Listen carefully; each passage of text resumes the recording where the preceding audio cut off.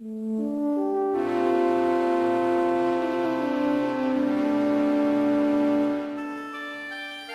everyone, welcome to Nerd Scrolls. Today I'm going to be talking to you about why a guild or base of operations style campaign is great for infrequent gaming groups. Now at first you might be wondering what I mean by this. So what I mean by an infrequent gaming group is a group that maybe only meets up once a week but has a lot of things in between that makes it difficult for a massive story driven campaign. A group that only meets up once a month because of difficulties reaching each other or work, or even several months for the same reasons. What's got me thinking about this is I have a teacher at school who's also very much into D&D, and recently me and a bunch of friends have been talking to him about doing a campaign at school. And so we were going to be meeting up on a weekly basis, but there was going to be a lot in between that made it difficult to have a story-driven campaign. For one, the sessions would be really short compared to what they normally are, maybe a 2 to 3 hour maximum, whereas normally on a Friday I have a session of 5 to 6 hours, and there would be a lot of schoolwork on our part and revision, and a lot of lesson planning on his part, and so it'd be difficult to also remember key details for stories and characters and different locations and events in between those sessions. And so I was coming up with a few ways I'd be able to do a campaign that would still be engaging and fun to play, but wouldn't require so much catch-up on the sessions and wouldn't require so much backtracking in a certain aspect. So I came up with the idea of having a session or having a campaign that's based around a guild or based around a business or a base of operations. So coincidentally, Nerdarchy also uploaded a video today talking about why a guild or base of operation would be good and why you should do one in your campaign. And one of the things they brought up was a reference to a manga and anime called Fairy Tail, and in that anime and manga, it's about a guild or about several guilds, and it has magic and it's all kind of obscure and all that kind of fantasy elements, and it's about a guild that takes on missions, and like each member takes on missions corresponding to their level, and they go do stuff from maybe doing a quick request from a citizen to go and slaying a monster that's causing trouble. And because of this, it's a good reference to look at for this kind of scenario. So I was starting to think of what would be good, and coincidentally again I was also thinking about Fairy Tail and aspects of what would be good in terms of planning this. So I jotted down a few reasons why this might be good for infrequent gaming groups, and the first reason I had was easy planning. So each session would basically play out like a one-off adventure. So it would take place in a dungeon that they probably would never visit again, and it would be a simple objective that can be completed in a 2 to 3 hour space of time. Of course, it can't be something massively story-driven that might take 5 hours due to talking to NPCs or really investigating the situation or the corresponding areas for clues on a more broader storyline. It would be a easy dungeon, or just a dungeon that could be completed in a 2 to 3 hour space of time that was still enjoyable and exciting and engaging, but could be done in one session.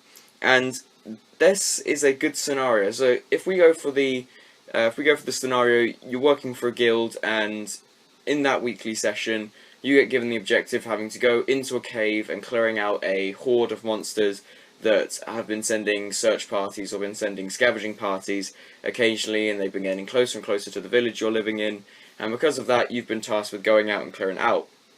If you make that cave really exciting and make the engagement with that horde of monsters filled with maybe traps or like puzzles or other unique aspects that make it memorable but still quick and easy to play through, that's probably just as effective as a session that's based on a massive story plot and has a lot of engaging moments with NPCs. You can still have those engaging moments with NPCs, but they won't be the main focus. Instead of spending a whole session talking to them and trying to figure out different elements for the story or having to uncover different facts and all that, it would just be a quick discussion with maybe the guild master or the actual person who assigned the mission, and then doing the mission and then coming back and informing them of your success or failure. And because of that, you've still got interaction, you've still got the social aspects in terms of NPCs, but it's not the main focus like it would be in a story-driven session. The second one I have, it's great for absent players. Now this was also brought up on the Nerdarchy episode, but the problem I used to have is, for example, one of my players was frequently ill or was frequently unable to attend sessions, and because of that, when they did decide to turn up, it was difficult to catch them up on all the story. They were behind both level-wise and kind of information-wise. They didn't have the same relationship with NPCs, they didn't have the same influence over certain characters that other players did who attended, and because of that, it felt quite unfair on that one player because they were out of the loop, and when they were there, they felt not important. They didn't feel like a player character because of how little they turned up. And it wasn't their fault that they didn't turn up, it was just, you know, things that happened, it was just unfortunate events that made them unable to attend certain sessions. And because of this, when they did turn up, it didn't feel as important for them, and they didn't feel as connected to the story. But if you did a guild-based campaign, or one that's focused on a guild hall, catching up wouldn't be so difficult. If it's just each weekly session acts as an episode of a TV show, and the missions don't link together in an obvious way or a plot-worthy twist way that most TV series have now, it would be easy to catch them up on them, because you just need to say, oh, we did this mission, we went and did this, and it's over now. It's not like, because they didn't turn up to that session, oh no, they don't know like the true name or the hidden identity of one of the major villains or NPCs, and because of that they feel out the loop, and it's like missing out a few key episodes of a TV show, then watching afterwards and kind of being like, why is this happening, and then going back to watch it, and then it's been spoiled for you because you've had to do the afterwards catch up and it doesn't feel as properly integrated.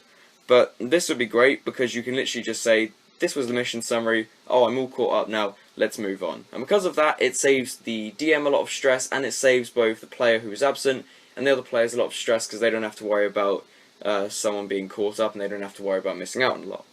The third reason I have is it's not a lot of hard fact-based story to remember over long periods. So as I was talking about the fact that in between the weekly meetups with my teacher and my friends, we have a lot of revision and a lot of lesson planning for Sir to do, it meant that having really detailed storylines would be difficult to remember, because by the time we got to that session, maybe he had to plan a lot of difficult lessons. I'm taking it as a GCSE, so I know he has to do a lot of planning and a lot of help for us to actually get through our different situations and the different device pieces we have to do.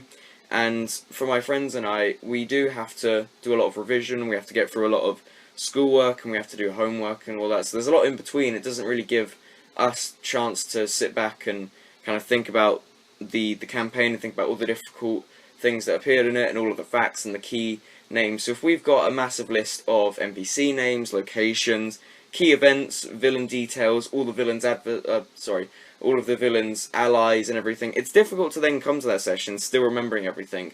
If the player writes it down, maybe that's not too bad, but the player's not going to then look at those notes and probably then be able to immediately think about what every single one of those mean without having to then catch up, without having to kind of like ask the DM questions about it. And then it can lead to a lot of difficulty, and then it can lead to a lot of time being wasted. As I said before, our sessions will only be about 2 to 3 hours, and because of that, I don't have a lot of time. I will be the DM for that. I don't have a lot of time to catch players up on those key details. That could take up time that could be spent on that week's session.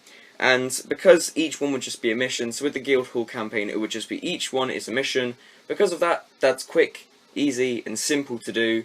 Doesn't require a lot of catch-up. You can just say, oh, you guys have done this amount of missions, the Guildmaster's pleased with you. You can still jot in the occasional NPC, so of course if you're in a guild hall, you're going to have other guild members, so you can just write down their names, some key facts. I know in the Dungeon Master's Guide it teaches you how to make NPCs.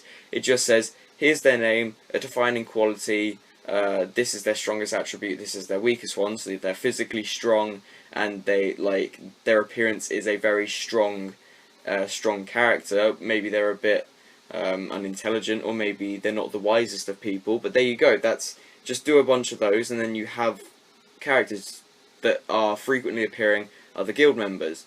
But you don't have to then extensively work in and out of all those characters and think, right, this one, that's his backstory, that's what his family's like, that's everything you need to know about him, right, on to the next guy. And so you have to end up doing 7 massive backstories that you'd end up having to do in a story one.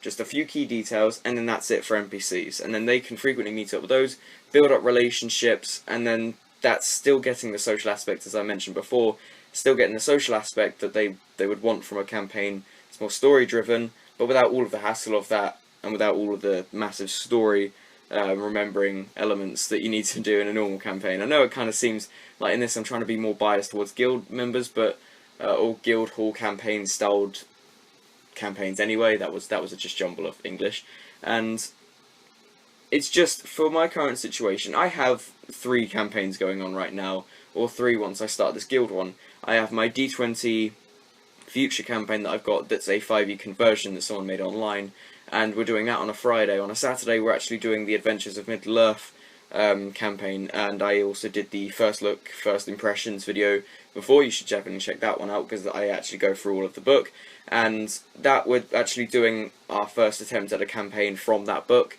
I still need to wait for the Lawmaster's Guide to come out to flesh it out more, but I'm just kind of doing my first attempts of running through. And then on a Monday, I think, when we start this, it will be a guild hall, so I'll be running 3 campaigns, and I won't have time to do a really fleshed out analysis of each one. One of them, one of them is fleshed out anyway. There, clicks my finger. That is the D20 future one. That one has a lot of story to it. The characters have already had a lot of backstory done to them. That's fine. On that session we have maybe 5 or 6 hours to it. On the Saturday we have a whole day. So that means we can just spend as much time looking into the backstory and everything. For that one, we spent most of the day watching Lord of the Rings to get us into the mood for it. So that's a more relaxed one. And then I need a quick, easy thing I can just pull together for Monday. Of course, I can't spend a lot of time working on massive storylines, because I've already spent a lot of time doing that for Friday and Saturday, and that doesn't leave me time to do a lot for Monday, and plus I have revision and homework and schoolwork to worry about, so I can't really fit it in there. So it needs to be something quick and easy, and a guild hall style campaign really kind of hits the spot for that. So I've been rambling for about 12 minutes exactly now. I have my phone with the voice memo app open, and so it's just telling me the amount of time I've been talking for. So this is a quite nice length for a video. I just had this idea popping into my head while I was trying to write some notes, and of course I saw that Nerdarchy uploaded, and I thought, well, that's great. And then when I was doing some other things, I thought, you know what, I'll make a video about this, giving my opinions, and it's just generally a fun topic I'd like to talk about. So I hope you've enjoyed this as much as I actually enjoyed talking about this one. And if you have any suggestions of what you'd do for this style of campaign, or if you have any feedback or any of your ideas that maybe would be against this, or how you could do a story one in the limited amount of time and with the same aspects as I've told you in this video, leave them in the comments below. And that'll be it for this video. So thank you for watching. If you like this, leave a like, comment and subscribe for more daily content. I'll see all of you in the next video. Farewell, my friends.